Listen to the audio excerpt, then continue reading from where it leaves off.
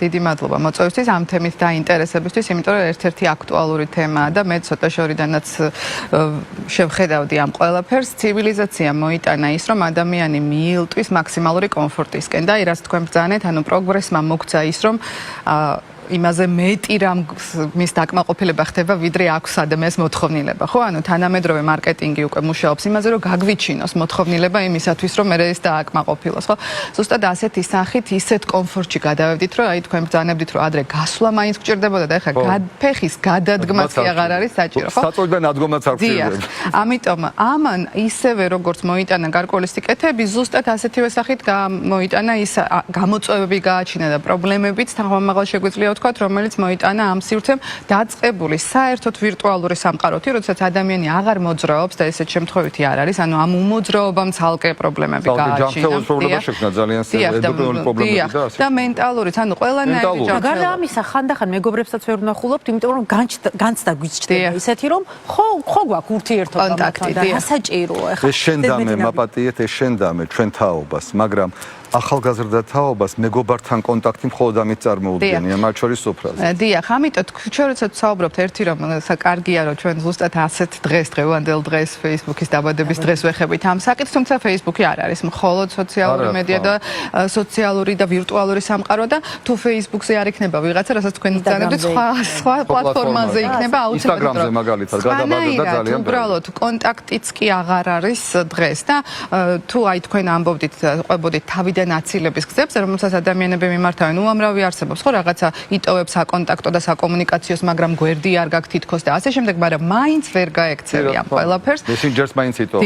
დიახ, ამიტომ დიახ, ზუსტად, ამიტომაც ძალიან ბევრი და საინტერესო კვლევებიც ესეთივე სისწრაფით ვითარდება და ვერ ეწევა, რა თქმა უნდა, იმ განვითარებას, რაც ხდება ამ ონლაინ პლატფორმების, მაგრამ როგორც ფსიქოლოგიური კუთხით ჩვენ შეგვიძლია ვთქვათ, რას იწვევს და რას აფრთხეა ასე ვთქვათ, ან რისთვის უნდა ვიყოთ მზად, როდესაც ჩვენ ამ საკითხს განვიხილავთ, ან ბავშვები იწყებენ ასე ვთქვათ, უკვე კონტაქტს აი ამ სოციალურ ქსელებში, ან ვირტუალურ სამყაროში და რა თქმა უნდა, რა სიკეთეებიც მოაქვს. აი თქვენ სწორად ბრძანეთ, ჩვენი ორგანიზაცია, დებატების ორგანიზაცია და გვაქვს ამ დებატებს როგორც საგანმანათლებლო ინსტრუმენტს ისე იყენებს, ამასაც მინდა ხაზი გაუსვა და ძალიან ხშირად აი ჩვენ გვაქვს ერთი არაჩვეულებრივი ძალიან დიდი მრავლისმომცველი პროექტი დებატები უკეთესი განათლებისთვის. აი იქ საგანმანათლებლო მიზნით ჩვენ ასეთ თემებზე დებატებიც კი გვაქვს ხოლმე, ანუ ახალგაზრდები განიხილავენ ავკარგიანობას, ასე ვთქვათ, აი ამ სოციალური ქსელების, ონლაინ ურთიერთობების, ვირტუალური სამყაროსი და ნამდვილად თამამად შემიძლია გითხრათ ამ ყველაფრის შემდეგ, რომ ეს არის მედალიონი, რომელსაც აქვს ორი მხარე. ანუ განათლების ეფექტური ინსტრუმენტი შეიძლება. დიახ, შეიძლება რომ იყოს. დიახ, აი ძალიან სოციალური მედია კი ზოგადად. დიახ, საერთოდ ვირტუალური სამყარო, ასე ვიტყოდი, რომელშიც შედის ეს. ნაცდებით დღეს უკვე AI-ის საუკუნეში ვარ და მოგონია რომ თუმცა აქ არ უნდა დაგვაუწყდეს ისიც რომ როდესაც ჩვენს მაგალითად საგანმანათლებლოთ აი თუნდაც ასეთ აქტუალურ თემას რომ კარგია თუ არა მაგალითად სოციალურ მედიაში აქტიურობა აი თუნდაც ასეთი თემა რომ იყოს სადებატოდ აქაც კი თუ ახალგაზრდები საგანგებოდ მომზადებულები არ იქნებიან მასალები როგორ მოიძიონ როგორ გაფილტრონ როგორ გადაამუშაონ შემდეგ როგორ წარადგინონ როგორ დაასაბუთონ კრიტიკული აზროვნება სანამ არ იქნება სათანადოდ განვითარებული თანამშრომლობითი უნარები გუნდურად ამაზე როგორ იმუშაონ, ისე ვერც AI და ვერც ვერავითარი, ასე ვთქვათ, ეს საინფორმაციო საშუალებები ვერ მოდით გავმიჯნოთ. ჩვენ ახლა ვსაუბრობთ არაზოგადად ინტერნეტზე და მის მოხმარებაზე, იმიტომ რომ ერთია Google-ის სისტემის მოხმარების ცოდნა და AI-ის მოხმარების ცოდნა და მეორე სოციალური მედია. ეს განსხვავებული ჭრილით განვიხილოთ. მოდით ჩვენ ვლაპარაკობთ ამ შემთხვევაში არა იმას, რომ დღეს წარმოუდგენელია არ მოიხმარო საძიებო სისტემები და ზოგადად ინტერნეტი დაიწყო ისე, იმიტომ რომ როგორც ტელეფონის გარეშე ვეღარ არსებობდა, უკვე კალმით და არ წერდა, ცხენით არ დადიხარ, ასე ბუნებრივია წარმოუდგენელი ამის გარეშე ცხოვრება, მაგრამ მოდით ჩვენ ვთქვათ სოციალური მედიის სიკეთეებზე ამ შემთხვევაში და ავკარგიანობაზე. მე ცოტა სხვანაირად მინდა რომ თქვენ გკითხოთ როგორც ფსიქოლოგს.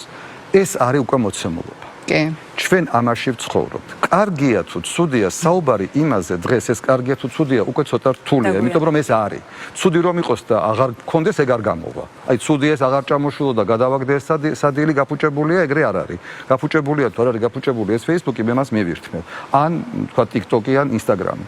აი ამასთან ერთად თანაცხოვრება, როგორ უნდა მოვახერხოთ ისე რომ მან ზიანი ჩვენ არ მოგიტანოს. აი ეს ზღვარი და რა დოზირება როგორი უნდა იყოს. დიახ, აი ზუსტად მან დიახ. რა მაგალითი უნდა მივცეთ, როდესაც ჩვენ თელი დღე ტელეფონი გვიგავია, ხო ხალხო? დიახ, თუმცა აი ნახეთ ძალიან რთულია, თქვენ ძალიან კარგი რომ ეს თემა ასე კარგად დაავიწროვეთ და გამოყავით, თუმცა ურთულესია გამიჯნო, იმიტომ რომ იმ Facebook-საც კი როდესაც შედიხარ საკმარისია რაღაცას დააჭირო ხელი და გადადიხარ უკვე შემდეგ. ანუ ეს და ამიტომ ჩვენ უფრო უკეთესია რომ კონცენტრაცია გავაკეთოთ ან სოციალური ქცევის ჩანაცვლებაზე, ასე ვთქვათ, რომელიც სოციალურ მედიამ მოიტანა და რა საფრთხე შეიძლება აქ იყოს ამაზე ვისაუბროთ, იმიტომ რომ ახალგაზრდებისთვის, რომელთაც ცხოვრება სხვანაირად ვერ წარმოუდგენიათ, რომლებიც საუბრობენ ემოჯების, ასე ვთქვათ, აი იმის გამოხატულებით სიტყვებსაც კი აღარ იშველიებენ დასაწერად, არა თუ დიახ. რეფერატებში. დიახ, რეფერატებში კი.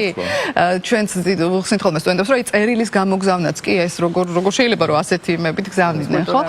სიტყვების გარეშე, ხო? ასე ვთქვათ. ამიტომ ასეთ შემთხვევაში ჩვენ აუცილებლად უნდა ვიცოდეთ რა არის, რასაც ვერ ვაცნობიერებთ, ისე შემოგვეპარება ხოლმე. აი თქვენ სწორად ბრძანეთ. გგონია, ეს არის ერთგვარი სიმულაცია, რომ ჩვენ გვაქვს სოციალური ურთიერთობები. სინამდვილეში ეს არ არის ცოცხალი ურთიერთობების ჩამნაცვლებელი. იმიტომ რომ ის არის სრულიად სხვა პლატფორმა და ძალიან შორს წაგვიყვანს ამაზე საუბარი, როდესაც ჩვენ აი ესე სოციალურ ურთიერთობებს ვაწყობთ, გინდათ საერთოდ ვირტუალურ საჯარო სივრცეში, როგორც Facebook-ია და შეგვიძლია მაგალითად ის გამოვიყენოთ, როგორც Instagram-ი ან TikTok-ი, განსხვავებით იმისგან, რასაც ქვია პირისპირ და პირდაპირი კონტაქტები, ხო? ის ვერასოდეს სათანადო უკუგებას ადამიანის სოციალიზაციაში ვერ მოგწევს. თუ აღარ მინდა? თუ აღარ გვინდა ონლაინ თუ პირისპირ. პირისპირ. აი ეს არის ამ თაობას აღარ მინდა. აღარ მინდა კი არა, მე მეცაც გეტყოდით, არ იციან საერთოდ მეორე, აი მაგალითად ჩემი შვილები ტელეფონზე არ ურეკავენ. დიახ, არა, ტელეფონი არ არის დასარეკა. მხოლოდ მესიჯი. დიახ, ტელეფონი აღარ გახდა და ტელეფონი ჩვენთვის ეს არის აქტუალური მრავალმხრივად, აი ჩვენი ორგანიზაციისთვის, იმიტომ რომ საუბარი დაავიწყდათ. და პანდემიამ კიდევ უფრო მეტად შეუწყო ამას ხელი, რომც არ ყოფილიყო იგივე სისწრაფით ეს მოხდებოდა. აი კომუნიკაციის უნარები ფაქტიურად ძალიან დაქვეითებულია თანამედროვე ახალგაზრდებში. ჩემ შემთხვევაში ასე იყო, მქონდა Facebook-ი, მქონდა Instagram-ი და როდესაც შემოვიდა TikTok-ი, ვთქვი რომ ამის დრო უბრალოდ აღარ მაქვს და არ გავწევრიანდი. მაგრამ მე ხო უნდა ვიცოდე ჩემი შვილი სად მოღვაწეობს. მე და გოგას ყავს 7 წლის შვილები, მყავს კიდევ ერთი თინეიჯერი შვილი, მაგრამ ახლა ის დრო აღარ არის რომ ზღვაში ცურვა უნდა ვასწავლოთ ჩვენ შვილებს, იმიტომ რომ რაღაცა უცნაურ უჩვეულ ავტორიტეტებს თუ იჩენენ ისინი და იცნობენ, ხო უნდა ვიცოდეთ ვისთან აქვთ მათ შეხება. ამიტომ ახლა იმის დროა რომ ჩვენ ნავიგაცია ვასწავლოთ. მე რაღაცა ასე მგონია. ამიტომ ჩვენც უნდა ვიყოთ გაწევრიანებული, რომ ვიცოდეთ სად არის ჩვენი შვილი ამ დროს. დიახ, აი როცა შვილებზე საუბრობთ და თქვენ არაერთ გზის ახსენეთ, რაღაც რეკომენდაციის მიცემა ძალიან რთულია და ესეთია შეგონებით ხასიათს უფრო ატარებს ხოლმე. დიახ. თუმცა მაინც თუ გულწრფელად გვინდა რაღაც მოვიმოქმედოთ, პირველ რიგში მაგალითები უნდა ვიყოთ და ეს არის ყველაზე რთული. და ჩვენ თვითონ უნდა დავიწყოთ სოციალური ინტერაქცია ჩვენივე შვილებთან, რაც ყველაზე რთული არის ხოლმე ასევე. ბავშვებს აჩეჩებენ ტელეფონს, ისინი იქნებიან დაბადებიდან თან. როგორც ადრე არსებობდა. რაც ყოველ დაუშვებელია 3 წლამდე ტელეფონის მიცემა, ხო? დიახ. როგორც ადრე იყო, გახსოვთ ბავშვი რო ხმაურობდა და დასრულების საუბრობდნენ, გასაჩუმებლად ტკბილეულს აძლევდნენ ხოლმე. აი ზუსტად ასევე არის ახლა ეს ეკრანები სხვადასხვა სახით, რომელსაც აძლევენ. ესეც ცოტა შორს მიმავალი თემაა, მაგრამ თუ ჩვენ გვინდა რომ განვითარება ბავშვის არ შეფერხდეს, აი ცალსახად რეკომენდაციებს იძლევიან სპეციალისტები, სანამ დაიწყებს მეტყველებას და დღეს ყველაზე გახშირებული არის სწორედ მეტყველების შეფერხება, ამ მიზეზით, რაც არ უნდა ვერ წარმოედგინოთ მშობლებს, ეს არის ერთ-ერთი მთავარი ფაქტორი და ერთ-ერთი საფუძველი ამ შეფერხებისა, გადავადებისა, როდესაც გვიან იწყებენ საუბარს, იმიტომ რომ ისინი არიან ეკრანებთან. და აი როგორც თქვენ აღნიშნეთ, სადაც უკვე თინეიჯერების ასაკში, სადაც მოზარდობაში არც კი ურეკავენ ერთმანეთს, არც დასრულებს, როგორც წესი ეს ჩვევაში არ აქვთ, იმიტომ რომ არ საუბრობენ. ეხლა წარმოიდგინეთ, როდესაც ენას იდგამს, ასე თქვათ, ბავშვი და მას აქვს სხვა ალტერნატივა, რა თქმა უნდა, ის იქ უფრო განვითარდება და ამ მხრივ განვითარება სათანადო ვერ იქნება. ამიტომაც ჩვენ სულ უნდა ვიცოდეთ და კიდევ ძალიან მინდა შევეხო ერთ უმნიშვნელოვანეს საკითხს სოციალურ მედიას, როდესაც ვახსენებთ ხოლმე, რა მოიტანა კიდევ ამან და რა აღქმა დაარღვია. აი, როგორც წესი, ადამიანები ვირტუალურ სამყაროში და აი ამ თავის სოციმედიაში თქვენ კარგად აღწერეთ, როგორ იმეგობრებ, ვისაც შეგინდა, როგორ გარიყავ, ვინც არ გინდა და ასე შემდეგ. უფრო მეტად თითქოს გახსნილები არიან, მაგრამ ეს არის შენიღბული გახსნილობა, რომელიც არის უფრო მეტად ნეგატიური ემოციების გამოფრქვევის საშუალება, რაც ამ შემთხვევაში განმუხტვას არ იძლევა, ესეც მინდა აღნიშნო ხოლმე რომ ხშირად ამბობენ რომ გავუნდა გამოვხატო რომ განვიმუხტო ეს ის შემთხვევა არ არის პირიქით ეს არის შიგნით დატრიალება და საკუთარი თავისუფლება გაღიზიანება დიახ სწორედად და ასეთ დროს მე არარეალისტურ ქცევას ვახორციელებ რეალურ მოცემულობაში იმავე ის იგივე ადამიანები ვინც მე სოციალურ ქსელში მხედავენ მათ წინაშე რომ წარსდგე მსგავს არაფერს არ ვიტყოდი შესაბამისად ჩემი ქცევა დეფორმირდება ანუ აღარ არის რეალური და აი ეს მოწყვეტა რეალობიდან ესე ნელ-ნელა იწყება და ასე გადავდივართ როდესაც ვსაუბრობთ ეს სიძულვილის ენა ეს ზედაპირული დაპირისპირებები გაუთავებელი სპეკულაციები ყველაფერი რასაც ჩვენ ვაწყდებით ამ სოციალურ ქსელებში და ამ პლატფორმებზე სწორედ აქედან მოდის და წვეთად ივსება თუმცა ნახეთ როგორ არის გადმოდის ეს მაინც ეხლა მე ძალიან ბევრ ახალგაზრდასთან მაქვს ჩემ პროფესიიდან გამომდინარე ყოველ წელს საერთაშორისო თაობა ადრე თუ 5 წელი ერთი და იგივე იყო ეხლა ყოველ წელს ახალი თაობა მოდის აბსოლუტურად განსხვავებული წინა ერთი წლის განსხვავებით ესენ ამათ ქცევა უკვე სოციალური მედიიდან გადმოაქვთ პირდაპირ კომუნიკაციაშიც პირდაპირ კომუნიკაციაში და უშუალო კომუნიკაციაშიც თქვენ ახლა ბრძანეთ რომ გადავეჩვიეთ საუბარს ეს ძალიან მნიშვნელოვანი საკითხია ზოგადად და შემაშფოთებელი ოჯახის წევრებისთვის ამას ჩემი აზრით აქვს და ალბათ თქვენ მაინტერესებს რას ფიქრობთ ბევრი მიზეზი მაგრამ ორი ძირითადი მიზეზი ეს არის ერთი რომ მე ვიხანგრძლივებ კომუნიკაციის დროს, იმიტომ რომ დავრეკო ვეუბნები როგორ ახარ კარგად ავარ და დამთავრდა. მე დრო მაქვს ბევრი და შესაბამისად მე მირჩევნია რომ იმან მომწერა. მე მივწერე ეს არის გარკვეულად დროის გაყვანის დროის გარკვეულად ათვისების პერიოდი. ამიტომ მე მირჩევნია არა დავრეკო და ზუსტად 15 წამში დავამთავრო საუბარი, არამედ ეს გავწელო შეიძლება 1 საათს. და მეორედ, აი მაგიტო რატომ გადაეჭი, რატომ მიეჩვია ამას, ეს არის მნიშვნელოვანი. რატომ გზნობენ ასე უფრო კომფორტულად? იმიტომ რომ ამას კიდევ ორი მიზეზია. მე შემიძლია ეს ვაკეთო ყველგან. მე ტრანსპორტში, სახლში ვერ დავიწყებ ხმამაღლა ლაპარაკს, როდესაც ბევრ ადამიანს ესმის ჩემი. ეს არის ერთგვარი შენი სამყარო, დახურული სამყარო, სადაც მხოლოდ შენ უყურებ რას წერ და კითხულობს ის. ან ჯგუფი არა აქვს ამას საშუალება, რომ ვიღაცა გიყურადებს, გისმენს. მეორეა, შენ არ იღებ ხმას, იმიტომ რომ ხმას და ინტონაციას აქვს კიდევ ძალიან დიდი მნიშვნელობა. გაბრაზებული ხარ თუ არა, კი აქ რაღაცა ნიშნებს ატარებ, მაგრამ მე ვფარავ ამით ჩემს დამოკიდებულებას კიდევ უფრო კარგად და უფრო თავისუფალი ვარ ამ საუბარში. ანუ ეს ამან გამოიწვია და ამისი უკულ შექცევ, ანუ უკან დაბრუნება ისევ ამ როგორ ახარით არ ვერ მოხდება. ჩვენ რატომ დავრჩით აბა ისე? დიახ, აი ნახე. ასაკს ნუ გაუსვამთ ახლა კეთი. ნახეთ თუმცა ჩემი თაობა ძალიან ხშირად ჩემი მეგობრები რომ მეგობრები დამირეკე რა არ მინდა ეს მოწერა არა წერს რომ მიჩვეულდი. ახლა გაჩნდა ხმოვანი შეტყობინების შემთხვევებით და ამასაც იყენებენ აქაც სხვადასხვა საინტერესო სტატისტიკა ასაკით რაც უფრო მეტი ასაკი უფრო მეტად იყენებენ. იქ ისევ ზეზარება ამ ბეჭდვა და არ ვიცით ჩვენ ეს და მირჩევნია ეს გამოვიდა. აი თქვენ ორი ფაქტორი რაც აღნიშნეთ არის ორი მხარე რეალურად. ერთის მხრივ მე მაქვს სოციალური ურთიერთობისგან ფსევდოსიამოვნების ესე ვიტყოდი არ სხვა ტერმინებს აღარ ვიხმარ მიღების შესაძლებლობა და რატომაც არა მე ეს უნდა მივიღო და მეორეს მხრივ ეს მართლაც უნიკალური შესაძლებლობა რომ ამ აჩქარებულ სამყაროში მე შევძლო რომ კონდეს ყოველთვის დრო და გარკვეული სივრცე რომ შევძლო რომ კომუნიკაცია დავამყარო. ამიტომ რა თქმა უნდა ვერც მხოლოდ ნეგატიურად და ვერც მხოლოდ პოზიტიურად ამას ვერ განვიხილავთ, იმიტომაც ვთქვი რომ ეს არის მედალიონის ორი მხარე და აი გააჩნია რომელი მხრიდან შევხედავთ და აი თქვენ რაც ბრძანეთ და ეს ყოველთაო და ისეთი ყველაზე ისეთი ყბადაღებული თემა ახლა რა გავაკეთოთ რომ რა მოვიმოქმედოთ რომ მხოლოდ ნეგატიური ზეგავლენები არ მოდიოდეს აი ამ ტიპის კომუნიკაციიდან თუ საერთოდ სოციალური მედიიდან, ხო? აქ ყველაზე რთული არის თვითკონტროლის ჩართვა, რომელიც იქიდან მოდის რომ უნდა ვიცოდეთ რომ არის გარკვეული საფრთხეები. უნდა ვიცოდეთ რომ აი მუდმივი ასეთი ერთის მხრივ საკუთარი სივრცის ქონა და მეორეს მხრივ მუდმივად ჩაკეტვა ამ სივრცეში სხვადასხვა რამ არის.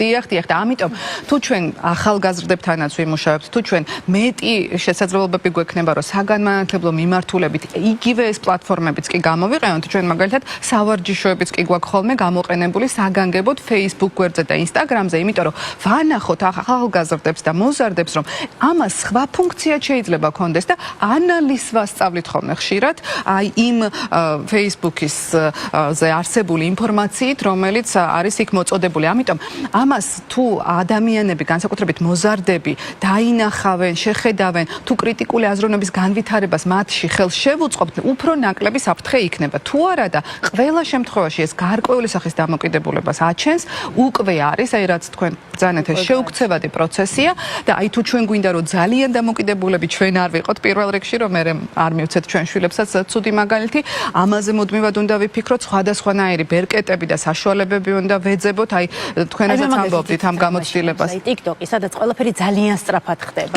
როდესაც ამას ბავშვები აკვირდებიან, ჩემი შვილის მაგალითი შემიძლია ვთქვა, სხვა უფრო ხანგრძლივი და დროში გაწელილი პროცესები აღარ სიამოვნებთ. არა, ყველაფერი სწამებში. არ უნდა ანიმაციური ფილმის ყურება, რომელიც გრძელდება სიტყვაზე 10 წუთი. ეს არის გათვლილი ყველაფერი და ეს თაობა, ამ თაობის ჩვენ უნდა შევეგუოთ ამას. ეს თაობა.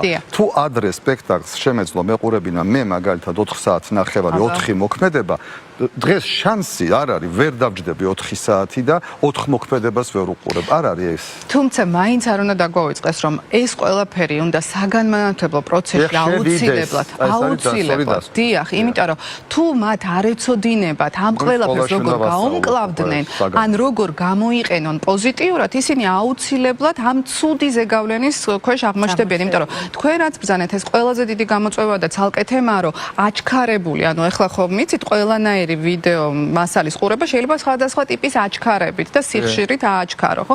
ამიტომ ამასაც ძალიან დიდი მნიშვნელობა აქვს, პროცესით მიღებული სიამოვნების შეგრძნებები აქვთ დაკარგული შესაბამისად მოზარდებს და ამიტომ ამას უნდა აუცილებლად მიექცეს ყურადღება. ძალიან დიდი მადლობა, ამაზე საუბარი ალბათ დავშრობლად შეიძლება, მაგრამ დასვლა რომ გავაკეთოთ, ერთი რაც ყველაზე მნიშვნელოვანია, რომ ჩვენ ვისწავლოთ ამასთან ერთად თანაცხოვრება და ვისწავლოთ სწორად.